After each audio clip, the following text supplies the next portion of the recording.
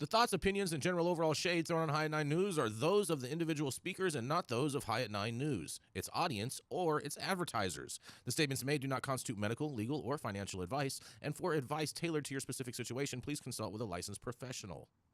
Welcome to the High at 9 News Hour, where you will hear from cannabis industry experts and professionals from around the country talk about important topics while shining light on global issues and discussing cannabis as it relates to politics, regulation and reform, data and technology, science, research and medicine, family and parenting, art, celebrities and entertainment, fitness, sports, mental health and wellness, and plant-based medicines and entheogenics.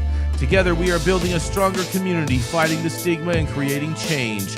With your hosts, Jason Beck and Rico Lamitte, joined by special industry expert correspondents from around the country, and daily antics brought to you by Cannabis. Coming to you live every Monday through Friday at 9 a.m. Pacific Time and high noon on the East Coast. And thank you all for getting high at 9 with us.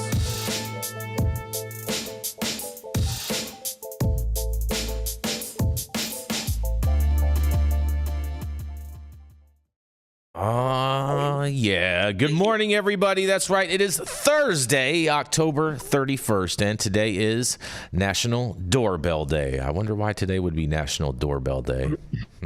We need to hit play. It's also Girl Scout Founders Day.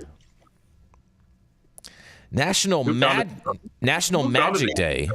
What's that, Rico? Who founded the Girl Scouts? It's also National Knock Knock Joke Day. Lots of knock knocks and doorbell ringing today. Knock knock. Yep. We scroll it down a little bit. It's also National Caramel Apple Day today. And Rico, that's right. It is official Cavity Day because it is Halloween today. Yes. Happy Halloween, everybody. Yes. Thank you all for joining us and getting high at 9 with us. It's also high noon on the East Coast. And please remember to like, share, and subscribe to us on all social media platforms. You can look up above and down below to see exactly where we live on the internet. And we are live every Monday through Friday on YouTube, Rumble, Twitch, Twitter, Instagram, Facebook, and on our very own website at www.highat9news.com.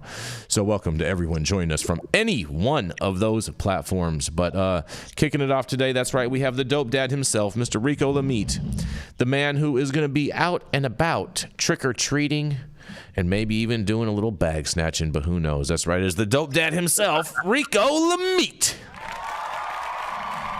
I'm coming for everybody's Reese's and Oreos. Y'all can keep the rest of that trash. Right? I feel you. Happy Halloween. Sugars. Happy Halloween. Yeah, happy Halloween.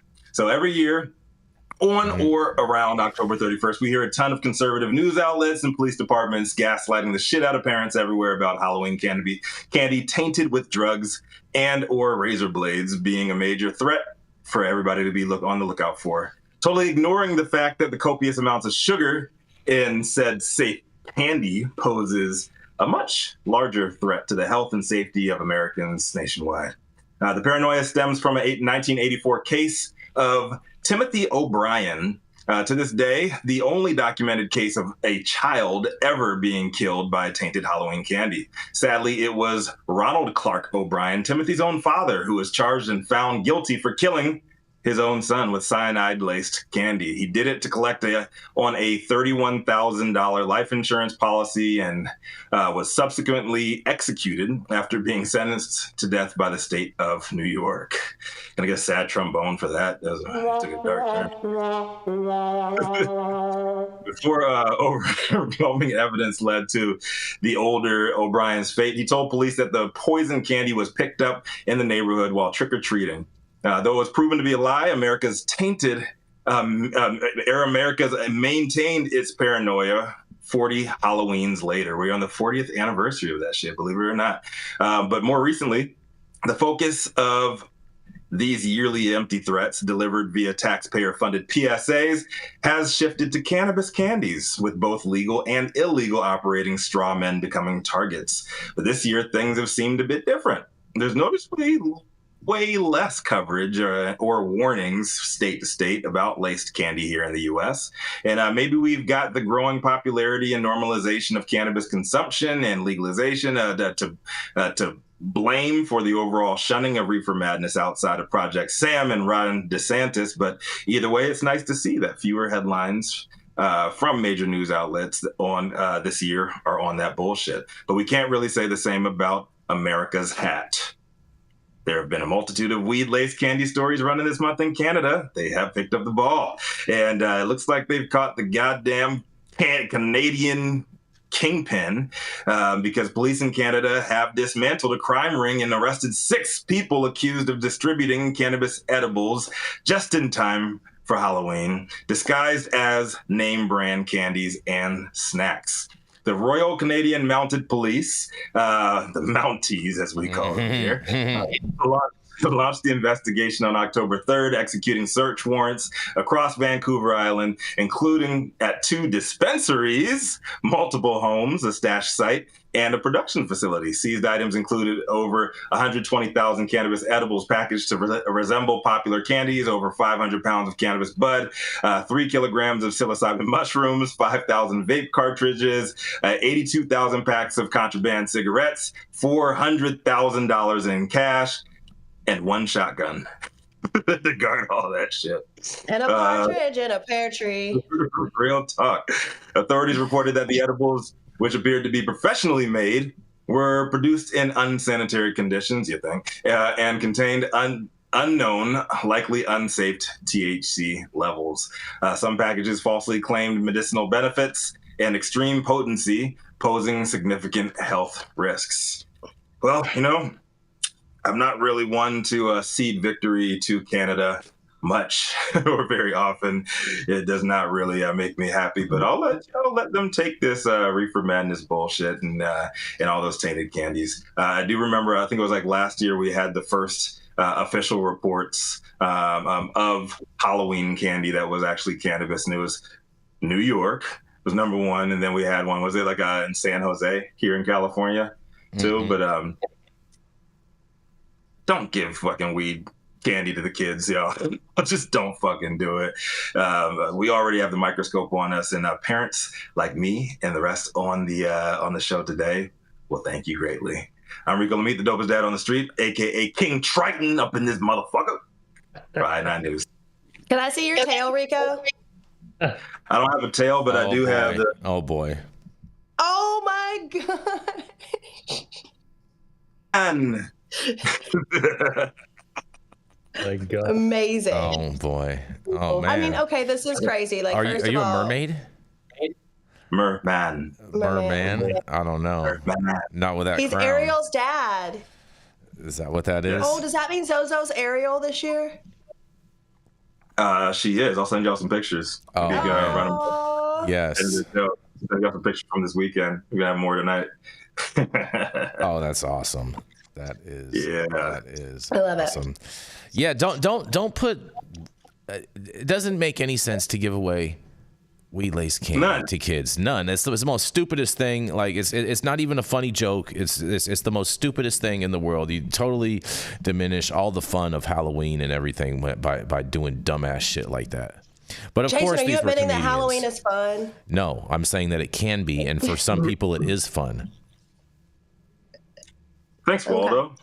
Anytime. No one's really giving weed to kids. This isn't happening. It's kind of like, well, of course it's a myth. Of course it's happening if it's happening anywhere in Canada, Rachelle. Have you seen the price of giveaway candy? Like, those bags have gotten pretty fucking expensive. So then to put weed into it, that just is fiscally irresponsible. I don't think anybody's balling like that. Mm-hmm. Yeah, the first time we saw of a real report of that shit was New York last year. New York. I think it was on Long Island last year, and then at a PTO meeting, a Halloween PTO meeting in San Jose, of all fucking places. Like, what the PTA? Or by accident. PTA, thank you. Paid time off, Rico. It's okay. You need some. You're tired, buddy. Mm-hmm. Mm-hmm. Yeah, no idea. Well, I question the character of someone who would do this, and I appreciate that it's against the law, but every once in a while you'd like to see a little street justice. back and grab one of these fuckers and just kick the shit out of them for thinking there's something funny about giving a kid something that could be potentially poisonous, cause all kinds of grief to parents. I mean, I've got, my kids are grown. I got a dozen grandchildren, and I tell you what, I would not look kindly upon somebody giving my grandchildren some adulterated candy. I don't think it would go well. No. These are cute pictures, Rico. Well, we can't see them. Can you please send them over to Adam so we can share them, Rico? Yeah, Adam's on the thread. I sent it over to Adam. Oh, you put them in? Oh, they're in Discord? Okay, all right. Good looking out. No, it's in a group chat, man. Anyhow. Wherever you need them, man. Come on, baby. I'm King Triton up in this motherfucker. We got a commercial, or what's up, Jason? Yeah, we're gonna go to a commercial. Don't. Yeah, just give out regular candy to kids. That's what they really want anyway. Don't be a weirdo on Halloween. Yeah. Oh man, that was weird. Hey, you America. Do I look like Sean Connery?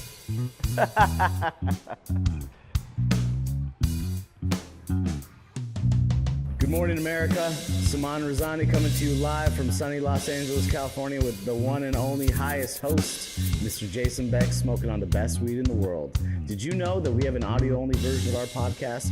You can find it on Apple, Google, Amazon, iHeartRadio, and Spotify. No excuses in 2024. If you haven't checked us out, check it out now. And also, check out what the Prophet's doing in 2024.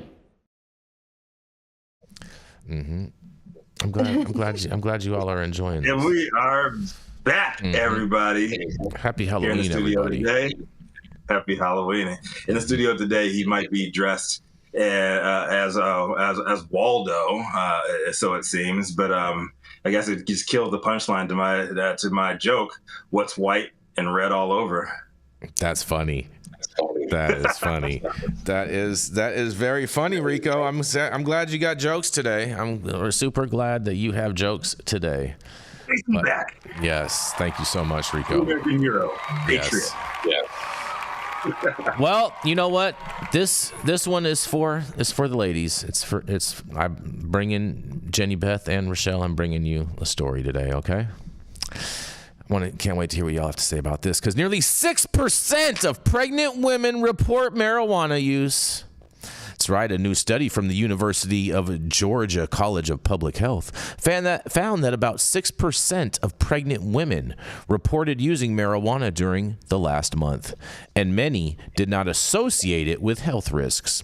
The study highlights the importance of education surrounding marijuana use during pregnancy, said lead researcher Mohammed Rifat Haider, and published in the American Journal on Addictions. The study utilized responses from the National Survey on Drug Use and Health.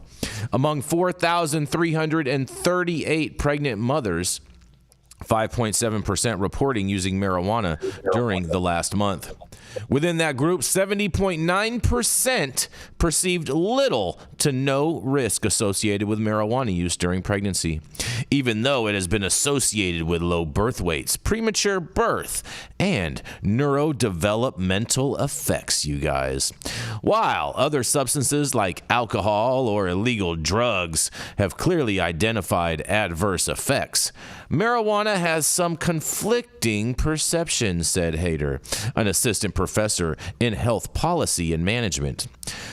It can be seen as helpful in reference to cancer patients seeking to minimize nausea, but studies have also shown harmful side effects of continued use. During pregnancy, however, the evidence clearly points to negative effects, Haider said. And also, 2 of 3 pregnant women who used pot live in states where medical marijuana is legal. 2/3 of the pregnant women who reported using marijuana lived in a state where medical marijuana was legal at the time of the survey, you guys. Man, oh man. And most of the pregnant women who used marijuana were also in their first trimester, and use decreased as the pregnancy progressed. And women in their first trimester may have seen medical marijuana as a way to combat morning sickness, Haider said. Well. He also has another quote and says, marijuana is seen as a cure for nausea, but that's not the way it should be dealt with in pregnancy because it is harmful for the mother and the fetus, Hader said. Rather than turn to medical marijuana, he says, women should talk to their OBGYN about prescription drugs that can limit nausea and vomiting, Hader said. Well, of course this doctor is pushing prescription drugs, but nonetheless. And doctors should be prepared to address misconceptions about how marijuana can affect these symptoms during pregnancy, this article states as well. Well. And then in a final quote, he says, when medical marijuana is available, when it is legal, it is available in the pharmacy. It is widely available, he said. So we need to be extra cautious in those states and make solid policy that helps make pregnant women aware of the detrimental effects of marijuana use. Another factor associated with marijuana use, he says, was mental health disorders or major depressive episodes. This is seen with many other substances, Hader said. And it's funny, his last name is Hader because it sounds like Hader. I was going to get to that. Yeah. Where if there are unmet health needs, individuals are more likely to experience a substance use disorder. All of these numbers highlight a need for improved education efforts around marijuana use in pregnancy, and doctors should be prepared to screen individuals for past substance use, including regular marijuana use, and they should provide information on potential adverse effects of marijuana, especially in states where medical marijuana is legal, he says. And in a quote, he says, evidence shows that during pregnancy, marijuana use is detrimental for both a mother and a child. Well. Mohammed Rafat Hader of the College of Public Health and scroll this up a little bit faster. There we go. He also says that, long story short, this is a very vulnerable population, and evidence shows that during pregnancy, marijuana use is detrimental for both mother and child, Hader said, and there needs to be policy direction from the state to have these discussions. The co-authors of the study include Oris postdoctoral fellow at the Centers for Disease Control and Prevention, Sabrina Karam, University of Kentucky College of Public Health Associate Professor Janai Jawadaha, and UGA College of Public Health Professor Nathan B. Hansen, and Ohio University Department of Social Medicine Associate Professor and Director of Global Health Institute, Zalim T. Holly. Well, I can't wait to hear what the ladies have to say about this. I am so confused because it sounds like he was saying good things about cannabis at first and then all of a sudden switched his whole story up at the end. But nonetheless, he's a doctor, so who knows really? And this is Jason Beck for the High at 9 News Hour. What do y'all got to say about this? Dr. Hader sucks. First of all, no, there's not.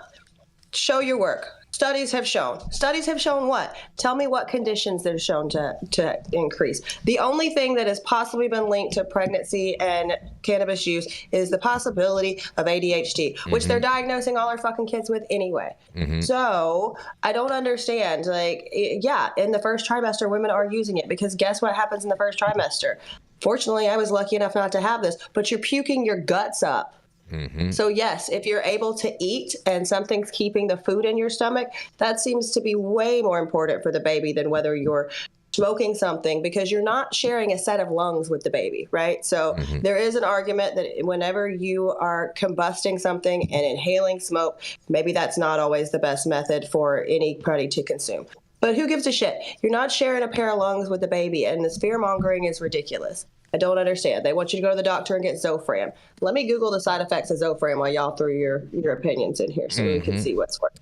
What do you have literally, like, these prescription drugs are far worse. They have wild side effects. Like, and this doctor is just totally full of shit. We've written about cannabis and pregnancy quite a bit over at Green State, specifically Kara Wheatstock, our senior content producer. She's covered this multiple times. You know, all the science is super shaky. There's really no definitive proof that cannabis harms your unborn child. So as Jenny was going to say, hater is a hater. Here we go. The side effects of Zofran, excuse me, which is ondansetron, which is what they prescribe for pregnant women for nausea. Heart rhythm changes, faster irregular heartbeat, dizziness, feeling faint or lightheaded, chest pain, trouble breathing, irritability, confusion, faster irregular heartbeat, muscle stiffness, twitching muscles, sweating, high fever, seizure, chills, vomiting, diarrhea. But please God, don't smoke weed. Yeah, cannabis doesn't have any of those side effects. You might actually just hold some food down and attack the refrigerator. Well, they don't Which is like good during pregnancy. Back in the 80s, a PhD by the name of Melanie Dreyer, she was a nurse with a PhD. She went to Jamaica, did longitudinal studies, and studied Rastafarian women who smoked like a choo-choo train. And all the kids met their milestones. They came back later. The kids showed no evidence that there was problems from this. Now, the problem we face is the DEA wouldn't allow studies unless they showed bad things. And the bad things had to be exaggerated. And the other problem that we face today is that women don't want to tell their doctor they're using cannabis when they're pregnant. The downside can be serious. I mean, my daughters had this problem when they were having the emesis problem. They were drug testing you, so what do you do? And this is why I stopped pursuing medicine, because the cynical side of me says that these guys are full of shit. They're so afraid to say something that might piss the government and the DEA off. They keep mouthing this bullshit about, it might cause problems. Well, as Jenny says, show us your evidence. Let it be critically evaluated by people on all sides of these issues, and just stop with this blowing smoke up our ass. Yeah, Dale makes a really good point, actually. I mean, like, a lot of women are for sure afraid to talk about it because there are certain places where your kids get taken away or it's found that you consume cannabis during pregnancy. So I think that the 6% is actually pretty low. Yep. Yeah, I was gonna say the same thing right there, Rachelle. There's no way that 6% is anywhere close to being accurate. I think it's like 6% of all overall women. I don't think it's 6% of all pregnant women. Well, they That reported. would make no sense, Jason. Yeah, they self-reported, and I just feel sorry for both of the women on with us today. So does this? I'm trying to keep things like non-political and everything, but women should. I'm just saying, women should be able to control their bodies. Does this mean that? Does this mean that 6% of pregnant women would snitch? Is that what this study really means? No, Jason. What it means is 6% of these women feel strongly enough about what they're doing being the right thing that they're willing to fucking self-report that they used cannabis so that things could happen, right? So I don't know. I think that it's frustrating because if you're on Medicaid and you give birth, right, you're tested. If you test positive, they will take your child. Guess who that happens to more frequently? Black and brown women. So, this is another attack on Black and brown families. Fair enough. Man. Healthcare is very, very, very important, and women healthcare is very important. And stuff like this it's really, really hard not to get political, but I'm going to do it my best. Women should have complete control over what they put in their fucking bodies. Period. I mean, there are limits, right? Because there have they definitely been women who've been pulled out of fucking crack houses with needles in their arms 7 months pregnant. Those women probably should be stopped.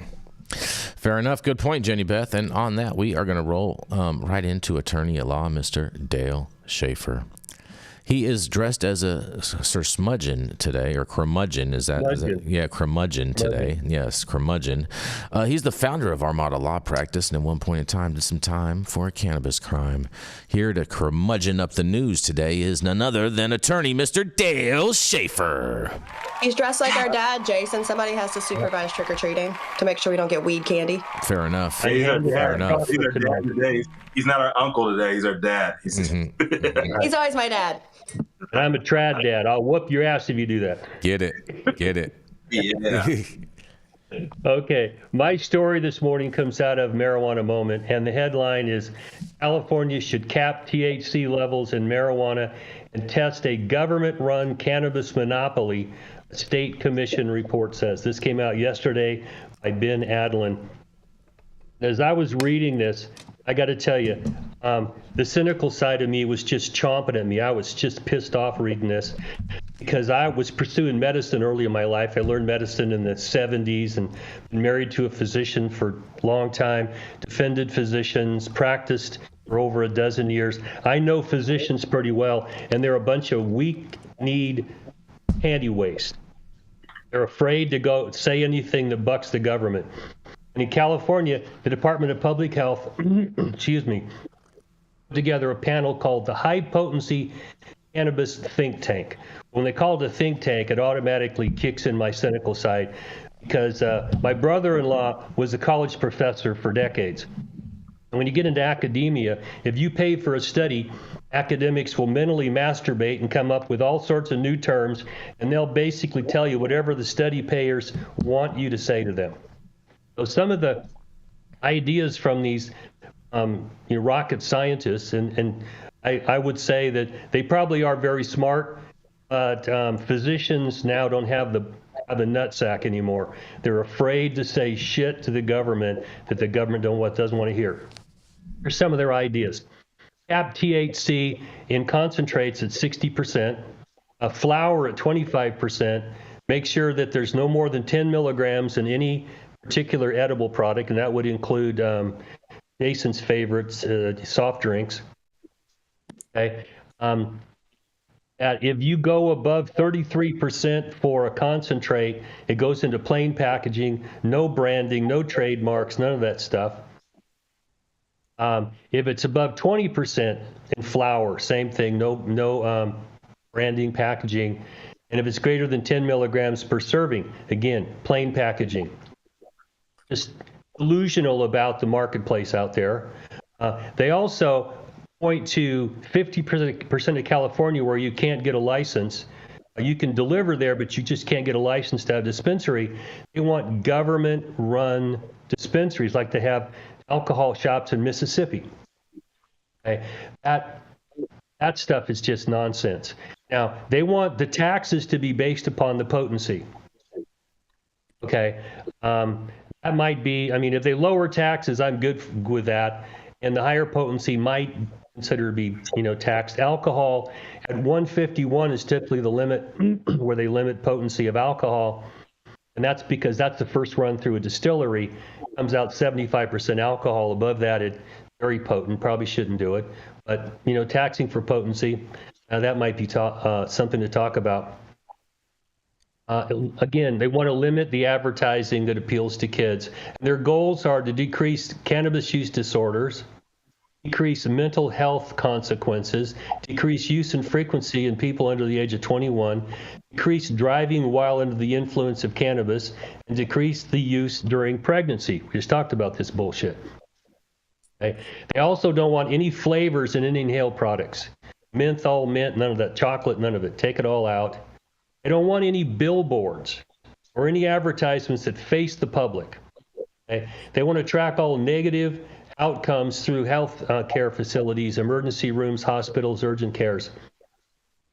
Now, this is a long article, and it goes over a whole lot of stuff. But what struck me is that these physicians do not understand public policy. And it's one of the problems that I've had with medicine for a long time. They're idealists, okay? I'm a cynic, which is a disillusioned idealist, all right? There's all kinds of things I'd like to see happen, but from a real and practical standpoint, 99% of the shit they're putting out here is never going to happen because there's nobody in this, there's no adults in the room saying, hey, trap shops are going to do this if you try to impose these rules.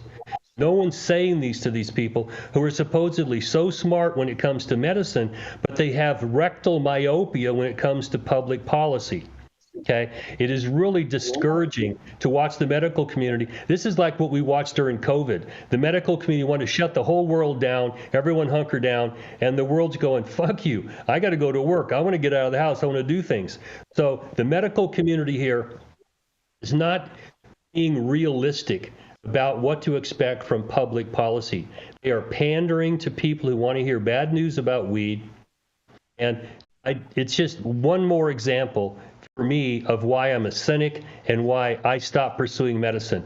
Because physicians today don't have a hair on their ass when it comes to telling the government where they could go. Now, I got to tell you, I was married to someone for a long time who had no problem telling the government what the hell to do. And I had a bunch of other physician friends the same way. Unfortunately, many of them, have their licenses attacked. And the one good thing I say about the legal profession is that no one took my license away. After 5 years in prison, I still got a license to practice law because whether people like it or not, lawyers run the world. Now, I'm going to throw this back at you for especially you ladies' responses to this, because this is another example of government-sponsored doctors being afraid to be honest with the government. I'll throw it back at you. What do y'all think about this?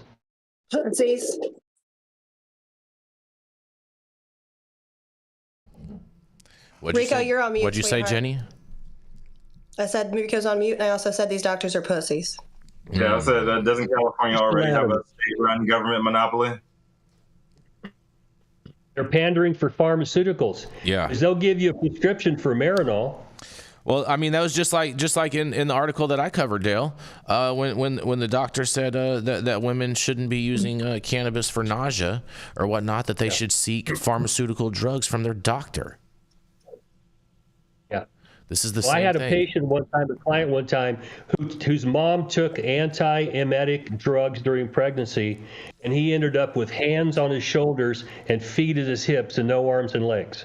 That's creepy as fuck, first of all. Mm-hmm. And second of all, like, I think that it stuck out to me also, like, you want to penalize someone and charge them higher taxes for growing or creating a better product. Like, that dog doesn't hunt for me. I don't understand it. And I think that, I personally, with some of the branding that's going on and some of the bait and switch and products, it'd be funny to see, because the same packets are going out in the little Mylars with all the cute shit are still going to be able to do that because that's low potency product we really come down to. But it would be funny to see whose weed would sell if they weren't able to put all these little kitschy branding things on there. I'm pissed off. My tax dollars went towards this shit. Right? This is definitely some pork spending right there, Rico. You're right about that. God damn. Mm-hmm. Well, I definitely they call it a agree think with- tank. At that point, you should just walk away, leave the room. Because I don't know anybody that's that smart that I'm a think tank. Yeah, that's nonsense. What were you saying, Rachelle? Oh, just that I totally agree with the concerns over the fact that if you have THC caps, people are just going to go back to the trap to get what they want. It's just like it's so ridiculous that people don't think or talk about that, to Dale's point. Yep. I think this Trap always wins. I think this is when we say stop the cap and weed for the people. When I read this, there was nobody on this panel that I could see was a social psychologist, a sociologist, a criminal justice expert. Because are you saying it was biased? Yes, it's biased, okay, because they don't want anybody in there telling them that the trap's going to win. If you push on this it's like squeezing a balloon. You squeeze in the middle, it pokes out on the ends. The trap is when it pokes out on the ends.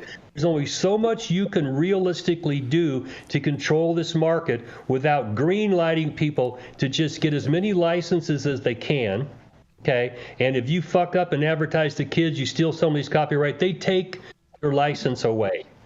That will fix this problem, but we're not even in the same universe as that thought right now. Facts. Fair. This is stupid. This is stupid. I hate it. Mm-hmm. You hate it, huh? It's stupid, Rico. I agree. I'd like to sting them. Sting them right in the neck. Are you ready, Adam? Yeah, California's ROI is dwindling every single day. Let's throw them up. Let's throw them. We got some surprises for you guys watching. We got we got some surprises right there. Put up the one where Rico looks like he's sniffing jasmine. There we go. There we go. There we go.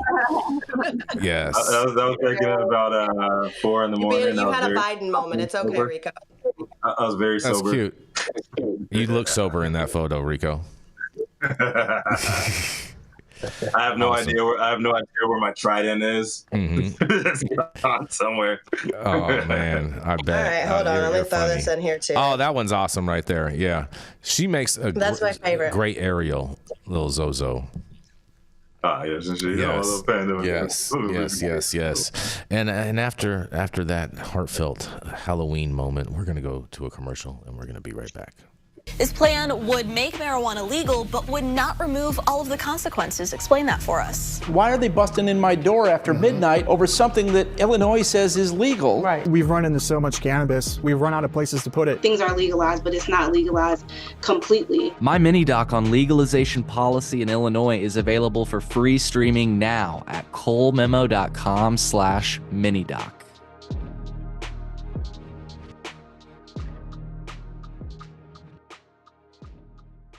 Guys, stop whatever you're doing. Make sure that you smash that like button. I know we'll appreciate it, you'll appreciate it, and YouTube will appreciate it. Also, make sure you subscribe to the channel if you're not subscribed already, and all of the articles will be on our website for you to read of all the stories that we cover today, just immediately following the show. And again, we do want to encourage all of you to make a contribution if you can to Jill Stein with the Green Party. They're in need of your financial assistance to help get their messaging out to all of the voters across the country, and so every dollar helps. We would appreciate it, and you can also hit the link. There's a link to her site in our description on this video, as well as her full cannabis policy if you would like to view that as well. I just ordered the summertime strawberry salad when added steak on top here at Anna's. Make sure you do the same thing too next time you're in downtown Long Beach. Come on down and check out Anna's joint on the 400 block of Pine Street. They have amazing selection of beers, foods, and when you come down here to Anna's, you can even challenge me to a game of shuffleboard if you want to lose.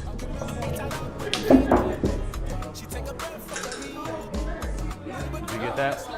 So, next time you're in downtown Long Beach on Pine Avenue, make sure you stop by Anna's Joint on the 400 block. Not only do they have Anna's Joint, this restaurant and bar, but they also have the amazing deli next door, and then next door to that they have a very exotic flower shop. You may want to stop by and say hi.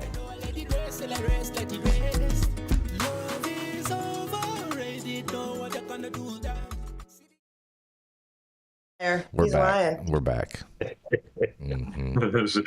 the cat. Oh, me and my baby. Oh, Nino. Be Oh, taller look than me at soon, bro. look at Jenny, Beth, and Parker. Look at that. Getting it.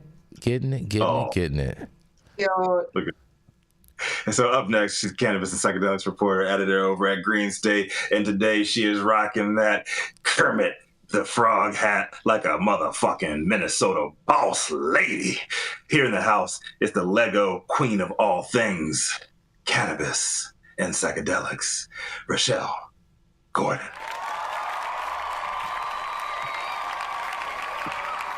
I wish I could do the Kermit voice, so I could go, I know. That's his line. It's actually from my bachelorette party. We had a Muppets-themed bachelorette party, and it's been like pretty much the best Amazon buy ever. So Amazing. Hurries. I feel like you need some tea to go along with that costume. I know that's what everyone kept saying. A cup of tea or like a banjo. Yeah, a cup of tea would be the business. Yeah. Oh my God! If you say the lovers, the dreamers in me. I did sing that at karaoke that night. Amazing. Which was sick. Anywho, so speaking of Halloween and edibles, let's talk about the most popular weed edible in the U.S. Do you guys have a clue who it'll be? Let's find out. Yeah. Spoiler alert. Wait, I was guessing. Well, let's find out if you're right. I wrote this article over at Green State earlier this week, so shout out Green State. Go to greenstate.com. Cannabis consumption is increasingly prevalent in the U.S. Half of American adults have at least tried pot, and some polls suggest up to 40% use it on a weekly basis. Edible sales, in particular, have exploded as people seek a buzz in a tiny treat. What's the most popular weed edible in the country? According to a recent MJ Biz Daily analysis, wild! Got it right, leads the edibles market. The Oregon-based gummy brand offers a wide variety of flavors and formulations, with SKUs for seemingly every experience. Wild cannabis gummies are available in 15 states, while the company's hemp-derived line is sold in 27 states. There are several theories as to why Wild is such a dominant force, one of which clearly is market penetration. According to the analysis, Wild has an average of 37 products available in each market it has entered. The company has already sold close to 17 million packs of gummies this year alone. Price is another big factor in the brand's dominance. The average cost of a Wild product is up to 25% less than the average competitors. In a time when consumers are more budget conscious than ever, savings are likely a considerable motivator. Other popular edible brands in the analysis include Betty's Eddies, Gran, Wana, Kiva, and Incredibles. New Frontier data claim gummies specifically outpace sales of other types of edibles, accounting for a staggering 84% of the category. Roughly 70% of canna-curious individuals say they'd take an edible for their first weed experience. And while gummies reign supreme, another familiar product is making headway. Cannabis drinks are becoming more popular, especially in newer markets or places where hemp is prevalent. Currently, beverages account for roughly 6% of edibles market share, a number expected to increase. The most popular weed drink in America is Keef Cola. Competition from brands like Can and Cheech and Chong could shake up the leaderboard sooner than later. The edible space continues to grow as more states come online and curiosity around cannabis climbs, and despite concerns about sugar intake, gummies remain a dominant force thanks to their convenience, ease of use, and familiar flavor. As the marketplace evolves, a true smorgasbord of cannabis food and drink will surely emerge. So what do you guys think? Do you guys fuck with the Wild gummies? I'm very, very curious. They do have some really cool flavors and formulations, different than other ones, like all the weird boysenberries or whatever they've got. Their packaging is cute. What do you guys think of the brand? I think that I'm glad I guessed right. But I also think I've been in retail long enough and looking at retail data long enough that I probably had like an unfair advantage. But yeah, no, they do a really good job with ratio products, right? So if you're looking for a sleep product, you have a THC plus CBN, or you have a THC plus CBN plus CBG, or you have a THC plus CBN plus CBG plus CBD. Like there are a lot of different, like Huckleberry, I think is one of the nighttime ones. Boysenberry is one of the nighttime ones. They have a lot of different options for people, and they can understand it. They package it and they market it in a way that people get. They have some straight CBD ones too, and a lot of people really like because a lot of their different flavors are ratio based also. I think I know they did a great job on the marketing, event marketing side. They marketed, they sponsored the shit out of all my events pre-COVID. I'm going deep into the California market, so I admittedly haven't had any of their shit since pre-COVID, so I couldn't speak to their new stuff. But back then it was pretty good.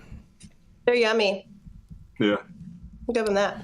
Yeah, have you ever tried them? Space Gem, but 1-to-1 THC CBD is something that works well for me for sleep. And they're consistent products, and they're relatively inexpensive. I mean, relatively. They're still expensive, but relatively inexpensive. And they have a significant market share out here because they do have these ratios that people can reasonably understand. You can actually get a bud tender to explain some of this to you, and it makes sense. And the bud tender will understand it because they can literally read it off the packaging, which I think is why when I say that we're doing a bad job of marketing to people because we're doing a bad job of educating, this is where they're winning. Mm-hmm. And why they're Was Wana in number one spot? Wana used to be number one, yeah. Before Mary bounced. Mm-hmm. I thought it was Nancy. Wana got a very, very, very large head start because they started in Colorado in the early days, right? Most everything edible-wise on the Colorado market initially was from Wana. So they had plenty of time, and that's when you can't get comfortable. People slip up under you and... I will say, I'm sorry, Nancy. Nancy actually watches our show. Nancy's home. I will say, I will say too, Rico, that Wild, they started off in Oregon, and I think as soon as they started off, they were immediately the number one gummy consistently in Oregon ever since the jump. Wana is still the top Colorado, the hometown. Yep, that's the keeping it hometown up. hero, right? Mm-hmm. Big shout out to Nancy Whitehead. Yeah. And what's the other one? Incredibles? Is that correct? The other one? Yeah, Incredible. That's GTI's edible. We've also seen on the list that Gron making a lot of headway too. And I really want to give a shout out to Gron's marketing team. I posted it in my story. Their Halloween press kit was adorable. It was like a scary movie package with recommendations. Big scary gummy, which I will not be eating, but I gave to my husband. I enjoyed the non-infused popcorn. Nice treat. Shout out Gron for getting this Halloween. Can you video Curdy when he eats that giant scary edible for us? Like, kind of like when they're coming back with the kids from the wisdom teeth removal and they're still in the anesthesia. Drool on their cheek. I just want to see. Oh, I would love to. oh boy. Well, is there anywhere in the U.S. that left in the legal states that does not cap the THC amount in edibles? No, and thank God, because listen, I remember the 1,000 milligram Incredible bars, and I never should have ever in the history of everdom, but I did. Well, I will say this. I will say this about Incredibles. I did see a story recently that came out that they're going to be in the New York market, and they're doing a collab with Magnolia's Bakery, you guys. Oh, good for them. Yeah, so congratulations to them on that. And on that, we're going to go to a commercial, and we're going to be right back. Okay, thank God, because my computer is fucking being full retard right now. Are you a business that's suffering from the hyperinflation that is plaguing America today? We have the solution for you. That's right, Patriot Business Financing. Head on over to www.patriotbfc.com and apply for a loan up to $2 million. Any state, any industry, even the cannabis industry, the CBD industry, as well as the industrial hemp fiber industry. Secure up to $2 million today, and make sure that when you apply, you tell Paul you said hi from High at 9.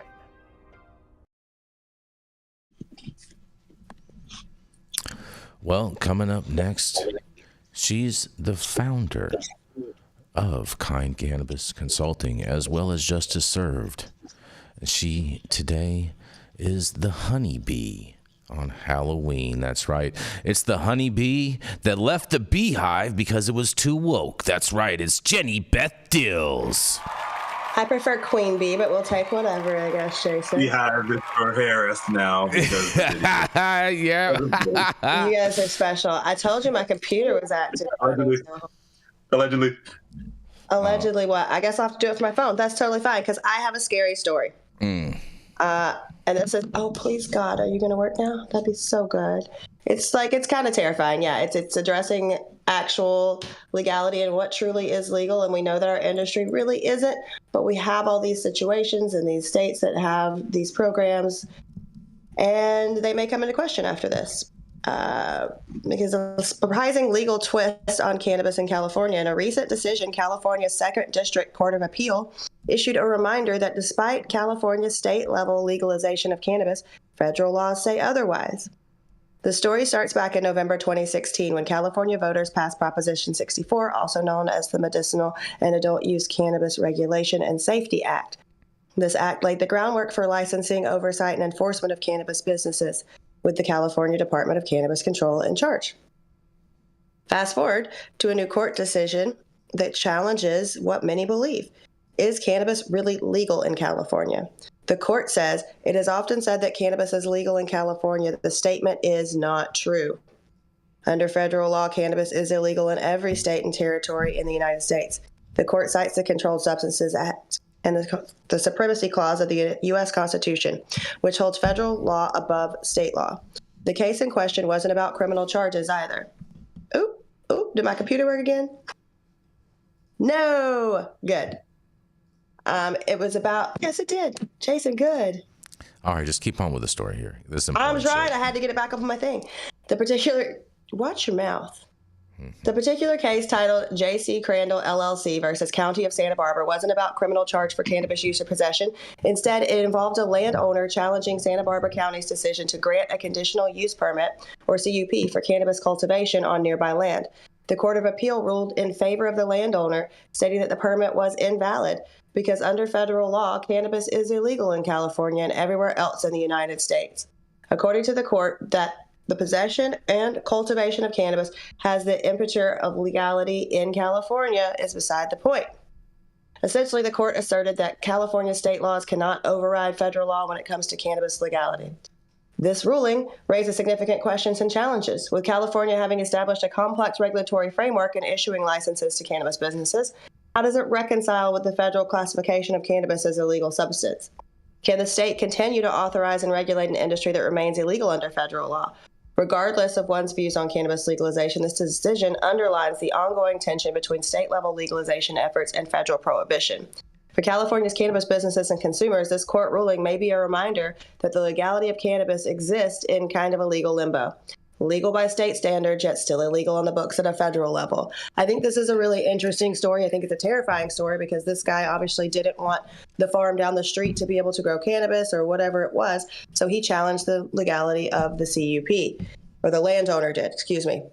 I'm guessing he had a tenant who was intending to cultivate on his land. The fact that he won this case does a couple things. First of all, it should scare the shit out of all of us. Second of all, it establishes a precedence for case law, and I'd love to hear Dale's opinions on this, especially because this is a scary ruling, guys, and the fact that this just happened right now, that's crazy. So we'll throw it over to you guys, but first of all, Dale. And Jason, don't interrupt me when I'm having computer problems.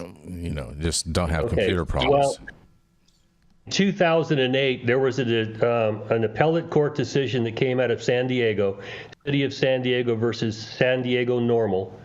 And the cops and the City of San Diego challenged the identification system and the card under SB 420. And the appellate court ruled that unless the state requires you to violate federal law, then state law is not in conflict with federal law. Conflict is the key there. Mm-hmm. Okay. This is saying that federal law is supreme, which in this court's opinion vitiates any of the state laws allowing people to do this because it's illegal. Now the Supreme Court's going to have to take us up because there's a split on this now.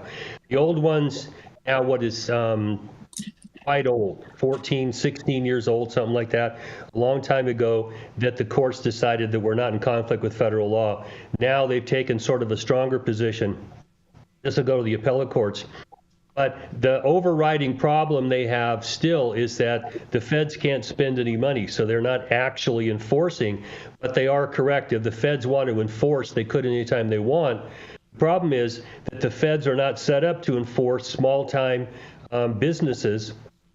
They just don't have the resources. They allowed the states to do it, and now the states won't, and the feds are told you can't spend any money to enforce. So we've got not just this split and decision, but we've got this ridiculous situation we find ourselves in on this continuing resolution not to spend money, when in reality we need the federal government, somehow the Supreme Court to fix this, the Congress to fix it, somehow to take away this conundrum we find ourselves in.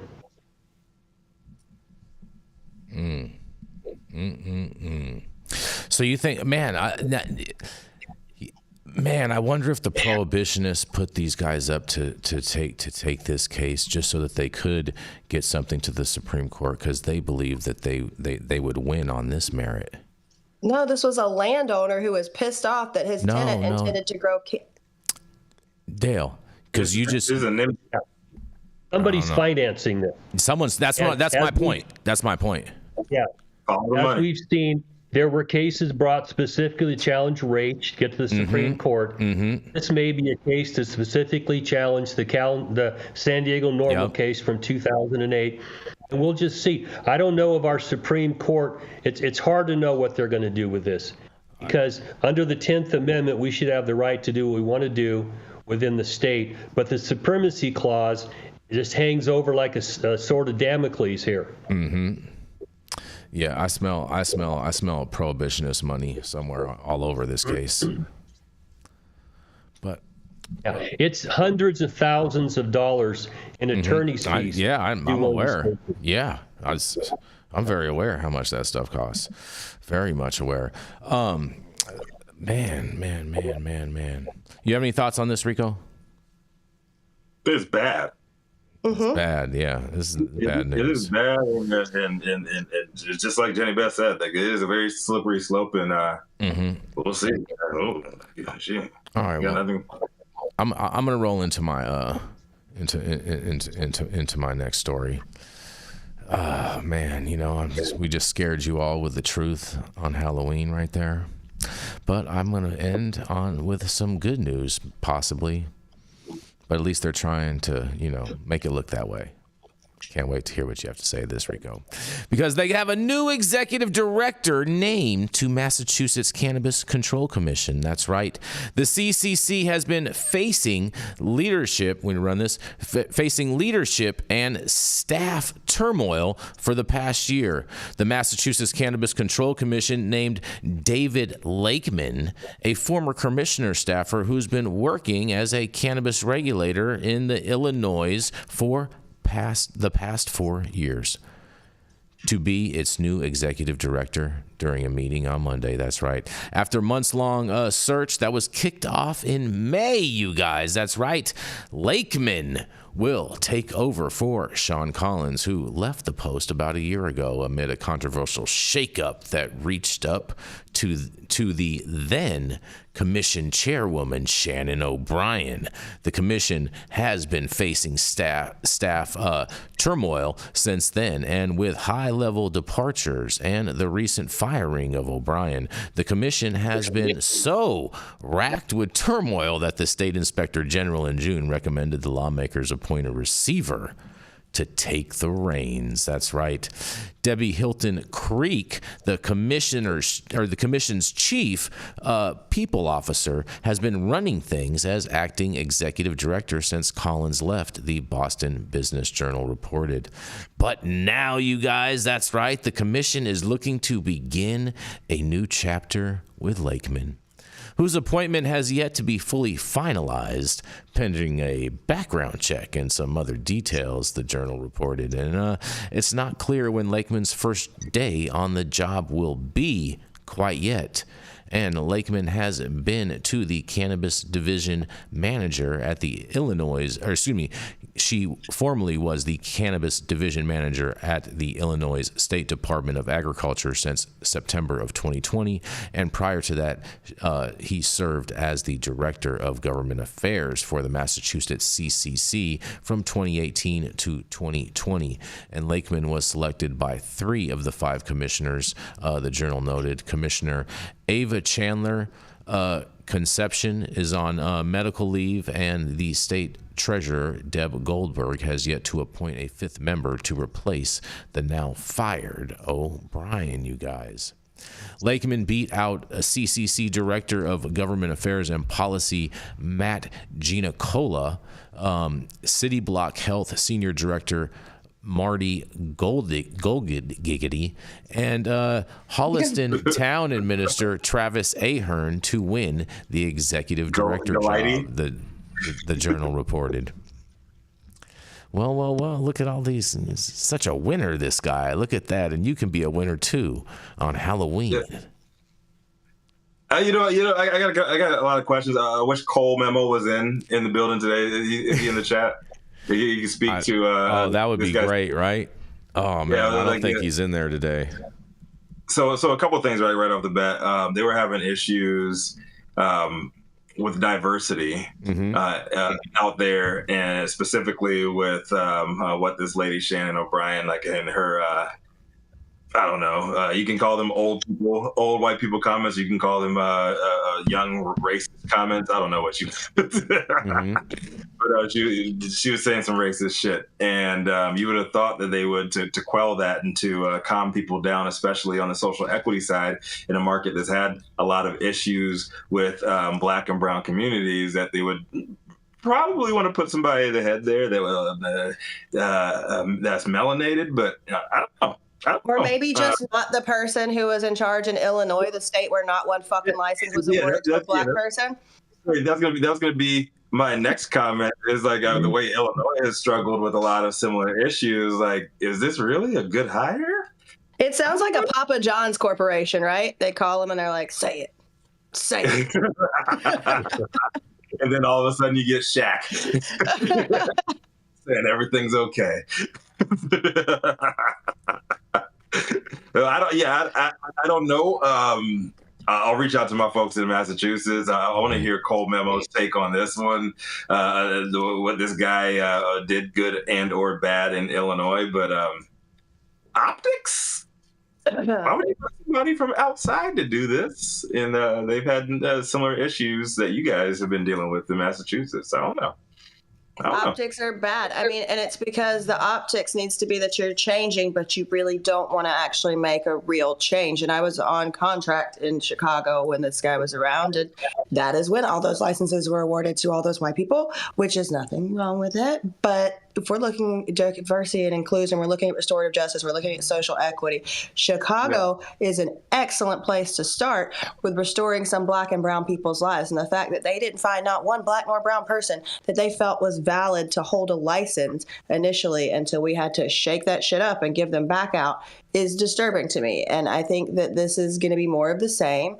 And I can't wait to see how long it takes to almost go into receivership again, to get this guy out of there and be like, oh, oops, we didn't know, because you did know. Yeah, I'm gonna reserve judgment until I hear from like people on the ground. Yeah, like I don't know, but I'm with you, Jenny Beth, on the optics part. What are you guys doing? What are y'all even thinking? Fumbling the ball. Right? It happens a lot. Yep. And it's hard to understand inside of the government the pressure that people are under when it comes to equity and inclusion and social justice, because what we're seeing practically is it's not really working well. Mm-hmm. And you have to ask yourself, well, why is that? Okay, because on the outside it looks like, oh, this should be working pretty well, but I've been behind the scenes, and it's ugly. It's ugly. People of color don't typically have the money. They end up being slaves to the people with money, and it looks to the outside world like, oh, this is working well, until it doesn't. And then when you scratch and sniff, you find out, well, it's business, and business is going to do what it needs to do to advance itself. People with money are going to make money, and they'll utilize anybody that gets an opportunity to put them in a position to make money. And then at the end of the day, the people that needed the most help are the ones standing there holding their virile member going, what the fuck happened to me? One more time. Did you say venereal member? Yeah. If you double rubber and sheep dip, you don't have that problem. Oh boy, man. With the hot takes today, Dale. Oh, look at Mickey Hart. My puppy bear. Mm-hmm. Look at that. Very cute. That's the official High at Nine Nose dog. Mm-hmm. Multicultural dog. I love it. He's not multicultural. He's blue merle. You got one blue eye, one brown eye, right? Yeah, it's called heterochromia. It's a breed-specific trait. Hybrid vigor. You telling me you like my dog's brown eye? He's a DEI dog. Oh boy. DEI dog, yeah. Uh-huh. Well, I hope everybody. Shout out to Nick Bradley in the chat. He said, "I love listening to Jason's sound name sound."